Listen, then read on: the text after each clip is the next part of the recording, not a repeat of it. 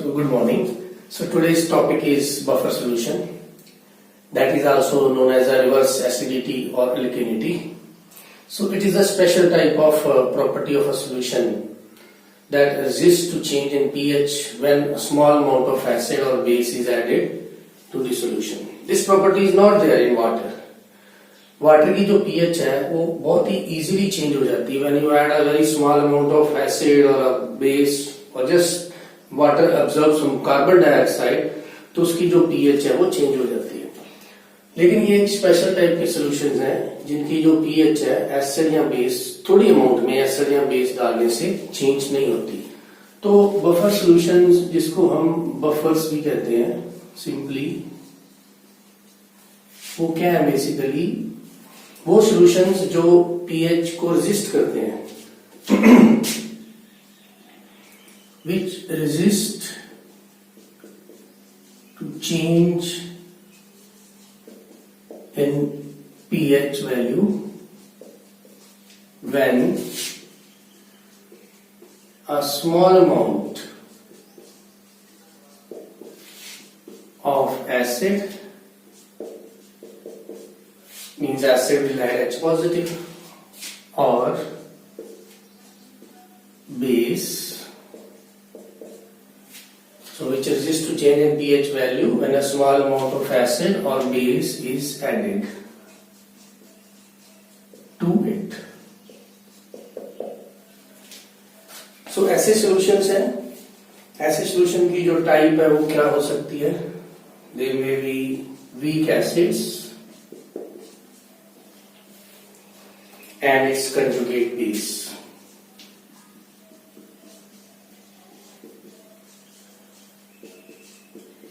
And its conjugate base. Conjugate acid base concept आपने पढ़ा है, Bronsted-Lowry concept of acid base.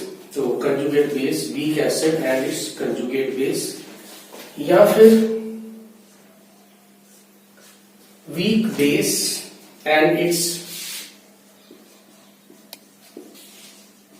weak base and its conjugate acid.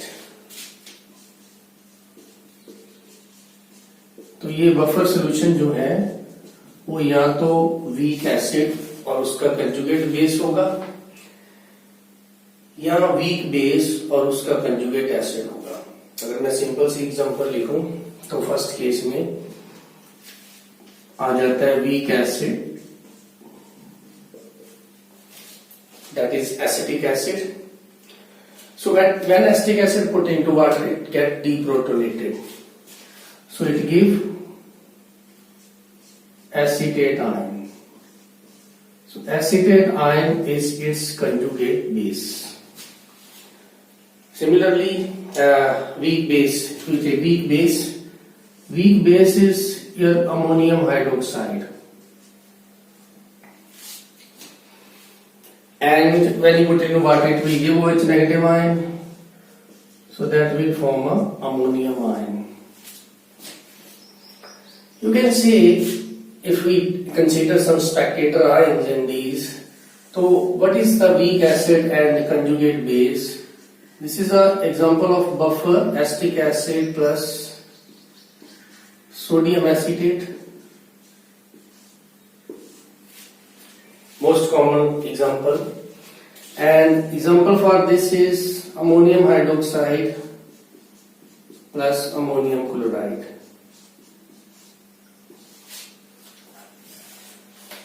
So when we write weak acid, why this buffer solutions that contain only weak acid and weak base? Because equilibrium is required. So there is an equilibrium. When you put acetic acid into water, it gets deprotonated, means it will lose its H positive ion and change into acetate ion. There will be an equilibrium and hydronium ion. No, the weak acid has a weak conjugate base. जो weak acid होगा उसका conjugate base वो भी week होगा। जैसे ये आपका है वीक एसिड और ये इसका क्या हो जाता है कंजुगेट बेस। तो फॉर द इक्विलिब्रियम, अगर इक्विलिब्रियम आपने बनाना है तो आपका वीक एसिड और ये बेस ये दोनों क्या होने चाहिए weak, both should be weak. अगर आपका कंजुगेट बेस स्ट्रॉन्ग हुआ तो that will dissociate totally, that will give backward process और आपका फिर इक्विलिब्रियम है जो वो नहीं बनेगा। इक्विलिब्रियम तभी बनेगा जब आपका जो एसिड और उसका कंजुगेट बेस दोनों वीक है, या बेस और उसका कंजुगेट एसिड दोनों वीक है। हाँ, इसकी स्ट्रेंथ में अगर आप वीक एसिड है जो एसिटिक एसिड, इसकी स्ट्रेंथ को कम करोगे, मेक इट मोर वीक है, योर कंजुगेट बेस उसकी जो स्ट्रेंथ है थोड़ी बढ़ जाएगी। लेकिन अगर आप यही इक्विलिब्रियम इस केस में लिखते हो, सपोज HCl प्लस वाटर, तो क्या बनेगा Cl negative ion plus H3O positive ion. तो इसमें आपका एसिड कौन है HCl। According to Bronsted concept acid वो होता है जो H दे देता है, तो HCl ने H दे दिया और वाटर ने H ले लिया तो वाटर बेस हो गया। तो हम ये पढ़ते हैं कि ये आपका एसिड है तो ये उसका कंजुगेट बेस है, ये उसका कंजुगेट बेस है। लेकिन ये गलत है, ये इक्विलिब्रियम होगा ही नहीं। क्यों नहीं होगा? Because this acid is a strong acid and when you put strong acid into water it will totally dissociate into ion. तो आपके पास जो है वो HCl बचेगा नहीं, इसकी कंसेंट्रेशन जो है it will be totally consumed because it is a strong acid, it is a strong acid. There will be no equilibrium. Now if we write this is a conjugate acid base pair, this acetic acid and acetate ion, you see acid conjugate acid base pair, and this ammonium hydroxide and ammonium ion is also same. Like, can you write this HCl and Cl negative, they are conjugate acid base pair? No. तो basically आपका जो chloride ion है वो base है ही नहीं, वो H positive accept करेगा ही नहीं। तो HCl स्ट्रॉन्ग है, इसके साथ आपका इक्विलिब्रियम नहीं बनेगा। अगर इक्विलिब्रियम नहीं बनेगा तो जब आपने HCl वाटर में डाल दिया तो रिएक्शन क्या हो रही है, Cl नेगेटिव आयन और हाइड्रोनियम आयन। तो सोल्यूशन के अंदर हाइड्रोनियम आयन की कंसेंट्रेशन बढ़ गई तो आपके सोल्यूशन की पीएच है जो वो क्या हो गई, डिक्रीज।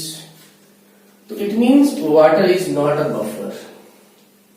आप वाटर में HCl डालोगे तो उसकी पीएच डिक्रीज होगी, उसमें सोडियम हाइड्रोक्साइड डालोगे तो भी इक्विलिब्रियम नहीं बनेगा। आप सोडियम हाइड्रोक्साइड डालोगे तो sodium hydroxide will also dissociate, तो पीएच जो है सोल्यूशन की वाटर की बढ़ जाएगी जो सोल्यूशन बनेगा। तो ये बफर नहीं है। बफर के लिए क्या होना चाहिए, there must be an equilibrium. और इक्विलिब्रियम कब होता है, जब आपके पास वीक एसिड हो और उसका कंजुगेट बेस हो, या और क्या हो आपके पास वीक एसिड हो या उसका कंजुगेट बेस हो, या फिर आपके पास वीक बेस हो और उसका कंजुगेट एसिड हो। Conjugate of weak acid is a weak base. अगर आपका वीक एसिड है तो उसका कंजुगेट बेस भी वीक होगा, इक्विलिब्रियम बनेगा ही तभी। अगर आपका कंजुगेट बेस स्ट्रॉन्ग है तो इक्विलिब्रियम बनेगा नहीं। मान लो आप इसको क्या मान रहे हो कि ये कंजुगेट बेस है और ये क्या आपका HCl एसिड। तो अगर ये एसिड स्ट्रॉन्ग है then there will be no equilibrium, and if there is no equilibrium then reaction will be like this, like when you put HCl into water its pH change, when you put NaOH into water its pH change. So buffer में और इस reaction में क्या difference है? Now we have two reactions, और buffer में ऐसी क्या चीज है जो पीएच को वो चेंज नहीं होने देता। अब हम ये डिस्कस कर रहे हैं। तो बफर सॉल्यूशन में बेसिकली दो आयंस जो है वो इक्विलिब्रियम में रहेंगे। जैसे हमने एसिटिक एसिड लिया था, अगर आप एसिटिक एसिड को वाटर में डालोगे देयर विल बी इक्विलिब्रियम, पूरे का पूरा एसिटिक एसिड डीप्रोटोनेट नहीं होगा, ये बन जाएगा आपका CH3COO नेगेटिव और साथ में क्या बन जाएगा hydronium ion. This is a weak acid and its conjugate base is also weak. Then only the equilibrium is possible. On the other hand, when you put HCl, say HCl plus water, is there will be any equilibrium? No. Why? Because this is strong, so it will give you Cl negative hydronium ion. Your pH will decrease. And if we add NaOH plus water, आप water में NaOH डाल रहे हो तो क्या इसमें equilibrium बनेगा? नहीं, because NaOH is also a strong base. तो इसमें आप सीधा सीधा क्या लिख सकते हो, इसके आयंस लिख दो, ठीक है, वाटर में डालने के बाद यू राइट डायरेक्टली आयंस, तो पीएच आपकी क्या हो जाएगी? इंक्रीज। तो इन दोनों ही केसेस में पीएच या तो बढ़ रही है या कम हो रही है। तो हमें देखना क्या है कि इस बफर में ऐसा क्या है जो इन रिएक्शंस को ये रोक लेता है। तो we have to analyze that how the buffer prevent these reactions. If we prevent these reaction, अगर आपने इस रिएक्शन को रोक लिया तो आपकी जो पीएच है ना तो कम होगी ना बढ़ेगी, और ये रोकने का काम कौन करेगा? आपका बफर। तो ये इसका मैकेनिज्म बफर का जो है उसमें हम क्या डिस्कस करते हैं। मान लो कि आपके पास यही बफर है, मैं थोड़ा सा बता दूं इसका एक्शन कैसे होता है, हाउ इट प्रिवेंट। ये आपका बफर है, तो इस बफर के अंदर मैंने नंबर 1 एसिड डाल दिया, strong acid is added, CH2SO4। तो H2SO4 किसके साथ रिएक्ट करेगा? आप देखो इसमें दो कंपोनेंट हैं जो रिएक्ट करेंगे, एक तो ये और एक आपका ये कंजुगेट बेस। अब ये एसिड डाल रहे हो तो ऑब्वियसली वो बेस के साथ रिएक्ट करेगा। तो आपका जो H2SO4 है वो किसके साथ रिएक्ट करेगा? एसीटेट आयन के साथ। और एसीटेट अभी क्या इक्विलिब्रियम बनेगा? No. Why? Because this is a strong acid. तो बनेगा क्या आपका? HSO4 negative plus acetic acid. Means you can say your equilibrium will move in backward direction. More acetic acid will form when you add a small amount of strong acid. Now, is there any hydronium ion producing in this reaction? No. कोई hydroxyl ion produce हो रहा है? नहीं। OH negative ion नहीं produce हो रहा, hydronium ion नहीं produce हो रहा, तो आपकी पीएच है जो वो चेंज नहीं होगी। इन दोनों में क्या है? इसमें पीएच क्यों चेंज हो रही है? बिकॉज इसमें हाइड्रोनियम आयन प्रोड्यूस हो रहा है। इसमें पीएच क्यों चेंज हो रही है? क्योंकि इसमें हाइड्रोक्सिल आयन प्रोड्यूस हो रहा है। अब आपने इस बफर में H2SO4 डाला, hydronium ion OH negative ion में से कुछ भी प्रोड्यूस नहीं हो रहा, इसका मतलब आपकी पीएच है जो वो कांस्टेंट रहेगी। दूसरी केस है इसमें अब आप में क्या करते हैं? स्ट्रॉन्ग बेस इज एडेड, आप NaOH ले लो, तो NaOH बेस है, ऑब्वियसली ये एसिड के साथ रिएक्ट करेगा। पहले हमने एसिड डाला था तो उसने बेस के साथ रिएक्ट किया, तो NaOH that is a strong base react with your acetic acid. Equilibrium बनेगा? नहीं बनेगा, because one reactant is strong, so reaction will go towards completion. So what products are formed? Sodium acetate and second one is water. अभी इस reaction के अंदर क्या कोई hydronium ion produce हो रहा है? हाइड्रोक्सिल आयन प्रोड्यूस हो रहा है? नहीं हो रहा, तो आपकी पीएच है जो वो कांस्टेंट रहेगी। तो ये हम ऐसे देखते हैं कि अगर इन दोनों रिएक्शन को बफर कैसे प्रिवेंट करता है। इसमें दो एंटिटीज है, रिवर्स एसिडिटी एल्किनिटी, मींस इसमें दो एंटिटीज हैं, एक तो है एसिटिक एसिड, एक है एसीटेट आयन, जो इसके खिलाफ लड़ता है। अगर हमने एसिड ऐड करते हैं तो ये उसके खिलाफ है, रिवर्स एसिडिटी। अगर हमने बेस ऐड किया तो ये उसके खिलाफ, उसको बैलेंस करता है, रिवर्स एल्किनिटी। तो ये एक सिंपल सा बेसिक मैकेनिज्म है इसका कि how the acid that this when you add small amount of acid और बेस, तो बफर उसको कैसे हैंडल करता है। उसके बाद आ जाता है हम टाइप्स ऑफ बफर पे आ जाते हैं। टाइप्स ऑफ बफर में दो टाइप के बफर सॉल्यूशंस हमारे पास होते हैं। अभी हमने उनकी एग्जांपल कर भी लिए पहले। एक होता है एसिडिक बफर, एक होता है आपका बेसिक बफर। तो अब टाइप्स करते हैं। बफर की दो टाइप्स हैं,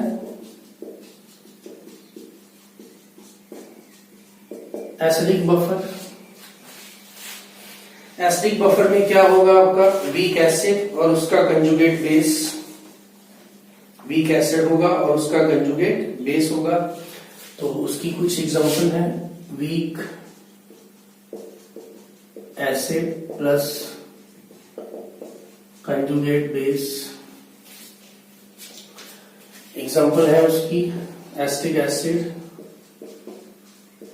plus sodium acetate, benzoic acid plus sodium benzoate,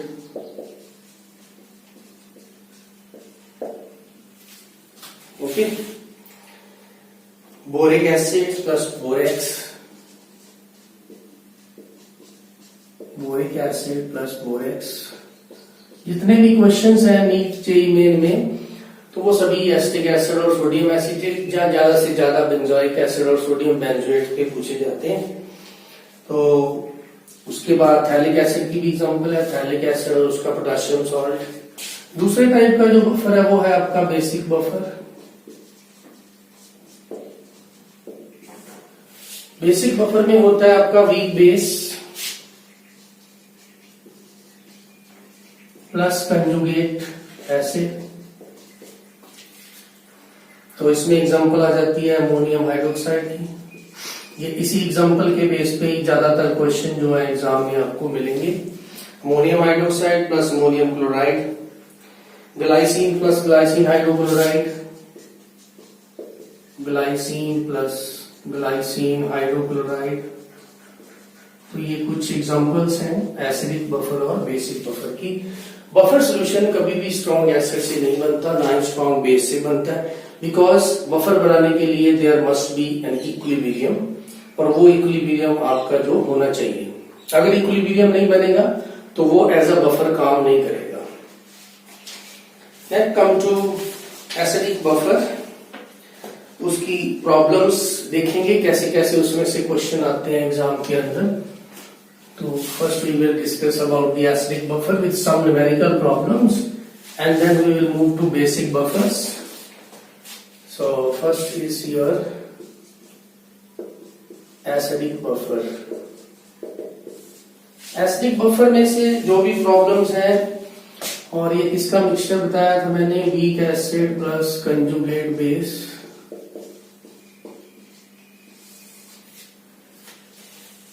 कभी भी अगर वीक एसिड है तो उसका कंजुगेट बेस भी वीक होगा। तो ये उनकी जो स्ट्रेंथ है उसमें डिफरेंस हो सकता है, लेकिन आप ऐसा नहीं कह सकते कि weak acid has a strong conjugate base, because अगर दोनों वीक होंगे only then the equilibrium is form. So इसमें से डायरेक्टली क्वेश्चन जो है कैसे कैसे पूछे जाएंगे। फर्स्ट पॉइंट है इसमें कि आपको डायरेक्ट ही दे देगा वो कि आपको एक एसिटिक एसिड दे दिया प्लस उसके साथ सोडियम एसिटेट दे दिया। मान लो दोनों की कंसंट्रेशन उसने जो है वो दे दी कि ये भी 0.1 मोलर है, ये 0.2 मोलर है, तो इसे डायरेक्ट दे दिया। तो वहां से हम उसको ये ऐसे इस पे प्रॉब्लम बहुत सारी आती है इसी एसिटिक एसिड और सोडियम एसिटेट पे जेईई मेन के अंदर। दूसरे टाइप के क्वेश्चन हैं जिसमें डायरेक्टली आपको वीक एसिड और कंजुगेट बेस नहीं दिया होगा। उसमें आपको क्या देगा कि एक एसिटिक एसिड दे दिया और वो रिएक्ट कर रहा है बेस के साथ।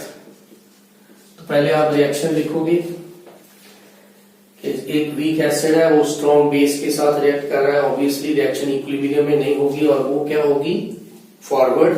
तो यहाँ पे आपके पास क्या बन जाएगा, सोडियम एसीटेट, साथ में बन जाएगा वाटर। फिर आप यहाँ से एसिटिक एसिड की कंसंट्रेशन और यहाँ से सोडियम एसीटेट की कंसंट्रेशन जो है वो निकालोगे। मोलैरिटी भी दे सकता है, वॉल्यूम भी दे सकता है, अभी जैसे जैसे प्रॉब्लम करेंगे मैं बताऊंगा। लेकिन इसमें आपको ये जो सोडियम हाइड्रोक्साइड है ये हमेशा क्या लेना होता है, लिमिटिंग रेजेंट। लिमिटिंग पढ़ा होगा आपने, लिमिटिंग रेजेंट जो है वो हमेशा कौन सा होता है, जो स्ट्रॉन्ग हो, बिकॉज ये वीक है तो वीक तो पूरे का पूरा कंज्यूम होगा ही नहीं, because it will not associate up to 100%, तो it will not consume totally. तो लिमिटिंग एजेंट होता है which is totally consumed in the reaction. तो हम किसको लेते हैं, जो स्ट्रॉन्ग एसिड है या स्ट्रॉन्ग बेस है। तो सोडियम हाइड्रोक्साइड आपका क्या हो जाता है, एलआर, लिमिटिंग एजेंट। तो इसमें कंसंट्रेशन आपको दी होगी, उस कंसंट्रेशन के हिसाब से आप निकालोगे। जैसे मान लो यहाँ पे मैं बता दूं आपको कि सपोज करो कि आपको इसका 100 ml दिया है, 0.1 मोल है, और उसमें कह रहा है कि आप सोडियम हाइड्रोक्साइड डाल दो।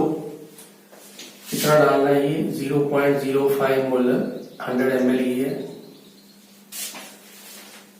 तो कंसंट्रेशन निकालनी है हमें, किस किस की कंसंट्रेशन चाहिए हमें, एसिटिक एसिड और सोडियम एसीटेट। कैसे निकालेंगे, इनिशियली आप देखो तो इसके कितने मोल्स आ जाएंगे, 100 इंटू 0.1 10, और उसके कितने मोल्स आ जाएंगे, 0.05 इंटू 100 दैट विल बी 5। तो लिमिटिंग एजेंट कौन है, NaOH, तो दिस इज योर एलआर। तो ये सोडियम एसीटेट कितना बनेगा अकॉर्डिंग टू स्टिक्योमेट्री, इसका 1 मोल है, इसका भी 1 मोल है, तो ये बन जाएगा 5 मोल। ये कितना कंज्यूम होगा, 10 में से 5 मोल। तो फाइनली हमें कंसंट्रेशन जो है वो मिल गई, इसकी कंसंट्रेशन 5 मोल, इसकी कंसंट्रेशन जो हमें चाहिए न्यूमेरिकल के अंदर। तीसरा जो टाइप की प्रॉब्लम है उसमें आपको क्या दिया होगा कि सोडियम एसीटेट दे दिया, उसका वॉल्यूम कंसंट्रेशन दे देगा, साथ में बोलेगा कि मिक्स विद HCl, तो आपको फिर सारी रिएक्शन लिखनी होगी। तो ये बन जाएगा acetic acid plus NaCl। NaCl है जो वो स्ट्रॉन्ग है और न्यूट्रल भी है। NaCl को वाटर में डालोगे तो वो pH को इफेक्ट नहीं करता, तो उसको भूल जाओ। हमें कंसंट्रेशन किसकी चाहिए, इसकी और इसकी। ये दोनों आगे, जहां पे ये दोनों आ जाते हैं वहां पे क्या बन जाता है आपका एसिडिक बफर। तो ये आपका स्ट्रॉन्ग एसिड है, ये आपका यहाँ पे क्या रहेगा, एलआर, लिमिटिंग एजेंट। ऐसे जैसे ऊपर कैलकुलेशन किया है इसमें भी हम ऐसा ही करेंगे। तो ऐसे करके 3 टाइप आपको देखोगे आगे न्यूमेरिकल प्रॉब्लम के अंदर, आपको या तो डायरेक्टली दिया होगा या फिर इस फॉर्म में, रिएक्शन की फॉर्म में, दैट एसिटिक एसिड के इतने मोल, इतने ml NaOH से रिएक्ट कर रहे हैं, या फिर आपको दिया होगा सोडियम एसीटेट HCl से रिएक्ट कर रहा है। जो भी स्ट्रॉन्ग हो उसको आपने क्या लेना है, limiting, because that will totally consumed in the reaction. Weak जो है वो कभी भी टोटली कंज्यूम नहीं होता। तो अभी हम बफर सॉल्यूशन की जो पीएच निकालनी है उसका फार्मूला ड्राइव कर रहे हैं। उसके लिए हम क्या करेंगे, रिएक्शन लिखते हैं। एसिटिक एसिड वीक है, डिसोशिएट हो जाएगा इसमें एसीटेट आयन और H पॉजिटिव आयन में। सोडियम एसीटेट सॉल्ट है, तो salt will give acetate ion and sodium ion. तो यहां पे कॉमन आयन का कंसेप्ट भी आता है कि दोनों में कॉमन आयन कौन है, एसीटेट आयन। तो एसीटेट आयन जब कॉमन हो जाता है तो सोडियम एसिटिक एसिड की जो डिसोसिएशन है वो स्ट्रेस हो जाती है, तो वही काम करती है एज अ बफर। अब अगर हम फर्स्ट इक्विलिब्रियम है तो इस इक्विलिब्रियम से Ka की वैल्यू लिखें तो यहाँ पे आ जाएगा एसिटिक एसीटेट आयन की कंसंट्रेशन, H पॉजिटिव आयन की कंसंट्रेशन। नीचे हमारे पास क्या है, इस साइड एसिटिक एसिड की कंसंट्रेशन। तो यहां से हम डायरेक्टली H पॉजिटिव आयन की कंसंट्रेशन निकाल लें, तो H पॉजिटिव आयन की कंसंट्रेशन किसके इक्वल आ जाएगी, आपकी Ka, यहाँ पे आ जाएगा Ka, ऊपर आ जाएगी कंसंट्रेशन ऑफ एसिटिक एसिड नीचे आपका आ जाता है कंसंट्रेशन ऑफ एसीटेट आयन। तो कॉमन आयन है, कॉमन आयन में एसीटेट आयन, और एसीटेट आयन कहां से आते हैं? हमेशा सॉल्ट से। तो इसका मतलब आपका जो ऊपर वाला पार्ट है, कंसंट्रेशन यहाँ पे किसकी लेंगे हम? एसिड की। नीचे कंसंट्रेशन किसकी लेंगे? सॉल्ट की। तो ये आपका फार्मूला हो गया यहाँ पे, H positive ion equal to Ka, concentration of, you can see यहाँ right here, acid, concentration of salt। अब हम log ले लेंगे दोनों साइड। इसका लिखेंगे log H positive ion log Ka plus log concentration of acid, concentration of salt। सब दोनों साइड नेगेटिव लगा दें log के आगे, तो ये नेगेटिव लगाएंगे, ये नेगेटिव हो जाएगा। ये जो माइनस log H पॉजिटिव है ये pH होता है, माइनस log Ka ये pKa हो जाएगा, माइनस उसके बाद आ जाएगा log एसिड ऊपर है और सॉल्ट की कंसंट्रेशन नीचे है। ये सिंपल सी डेरिवेशन है, ये आपको पता होगी पहले। अगर यहाँ पे प्लस साइन कर देते हैं तो आपका pH आ जाएगा pKa plus log concentration of salt, concentration of acid। तो ये आपकी इक्वेशन होगी to find the pH of buffer solution. इस इक्वेशन को हम हेंडरसन हेसलबैक इक्वेशन बोलते हैं, हेंडरसन हेसलबैक इक्वेशन। ये एसिडिक के लिए हमने ड्राइव कर ली, ऐसे ही आगे बेसिक के लिए भी करेंगे। तो अभी हम शुरू करते हैं